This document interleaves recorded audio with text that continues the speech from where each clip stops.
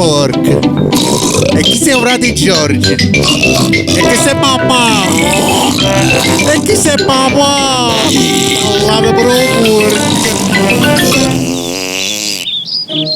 Peppa e la famiglia vanno a fare una gita a Monteporchiacco Irpino. Oi mamma, perché non c'è a parlare? Montagna ci soffrisca. Wow, che palle! Se dicono sti parole, quella è la colpa di vostra madre che non va mai azzeccata un paccara. Va bene? Che le sta cuocchiata, te ne sai poco fa. Ehi, faccio sempre i servizi. Va bene, sta sempre con chiacchiere. Oh ciao, come arraglia bambino quando sai che chiacchiere? Papà Porc sta chine corna. Babbo sciolto, ma chi è che non è tena? Cornuta! Arriva la cummarella di Papà Porco Rindana Coupé. Guarda casaccia questa. Ciao cara. Wow, sei stupendica. Mamma ti sa fa cupata per porchi!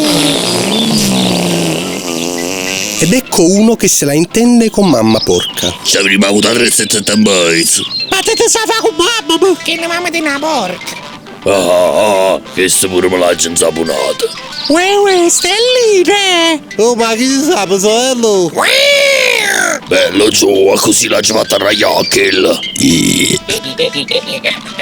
Oh, come mi dispiace che i miei genitori non abbiano un rapporto basato sulla fedeltà! Sì, non è, ma tu ti mangiassi ostriche e caviale tutti i giorni. Non sai.